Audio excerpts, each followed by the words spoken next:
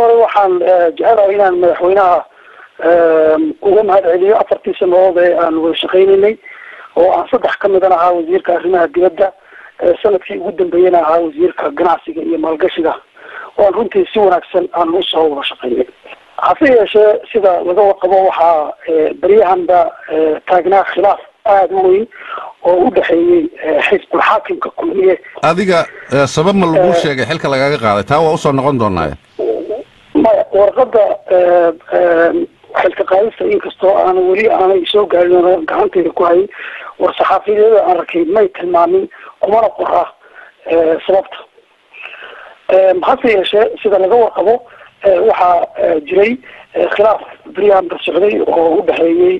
xisbiga xaakimka kulmiye iyo xukuumadda waxaan markaa nasiib darro aniga madaxweynuhu aan isku aragti ka noqon kari weynay qaabka loo furdaamin karo ama loo marayo in khilaafkan loo soo yareeyo ama labada geesoodba la isugu soo dhaweeyo waxaa ii muuqatay aniga shaksiyan in madaxweynaha la siinayo talooyin sii cakarin kara khilaafka hogaanka xisbiga iyo madaxtooyada waxaanu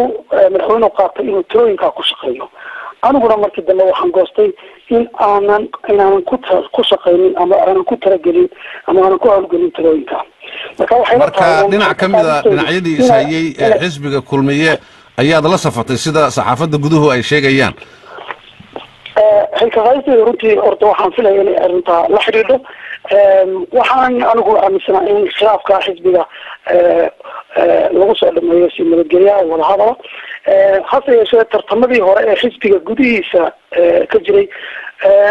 waxaan anigu la socday hogaamiyaha xisbiga hogaanka xisbiga oo aan taageerayay arrintaasina waxay kusoo dhamaatay si wanaaga oo guul ah haddii inta shir weyne la qabtay wixii la dhameeyey maxaa khilaafkan soo cusboonaysiiyey xisbiga kulmiye wanaagsan shir weynihii si wanaagsan buu u dhacay inkastoo khilaafaad wada shaqeyn ama xisbiga iyo xukuumadda ay muddaba runtii ay jirtay hase yeeshee may noqon mid waxyeesha xiriirka labada geesood marka hore waanu dhamaaday oo shirkii si wanaagsan buu usoo dhamaaday hase yeeshee waxaa noqota markaa shirkaa wixii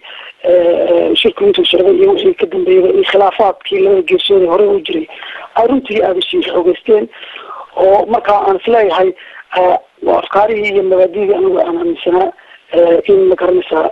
oo xagga xisbiga aan u dameynaya maadaama xisbigu xisbigii xukuumaddan dhalay talada dalkana ku guulaystay inaan u arkaya in xisbiga hawaadhiso oo la hagaajiyo laakiinse waxaa muuqatay in talooyinka madaxweynaha ay siinayeen dad gaari runtii ama kuwa sii kala fogeynaya runtii aniguna aanan jeclaysan inaan talooyinka aan ku shaqeeyo dadka aad sheegaysid madaxweynaha sida aad sheegtay kula talinaya talooyinkaas aadan jeclaysan maxay yihiin ma wasiiraa ma la taliyayaalba waa mas-uuliyiin wasiiraha iyo dad kaleba oo runtii aan isleeyahay taladaasi waxaa wanaagsaneyd in dhulka la dhigo oo aan xisbiga loo arag cadow xukuumadda kasoo horjeeda laakiin laisku soo dhaweeyo dariiq nabadgelyaha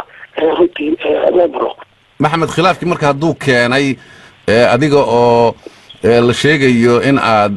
dhinaca ka mid a dhinacyadii isku haya xisbiga kulmiye aad la safatay siba guddoomiyaha muuse biixi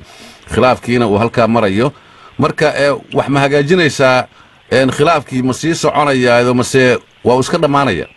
waxaan rajaynayaa oo anigu taladaydu ahayd markii aan arrintan ka dareemaynin in aan loo marin xalinta khilaafka ka dhexeeya hogaanka xisbiga kulmiye iyo madaxtooyada khilaafka hadda weyga ka dhexeeya inaan loo marin in loo maro dhaba nabadgelye ah oo wada hadala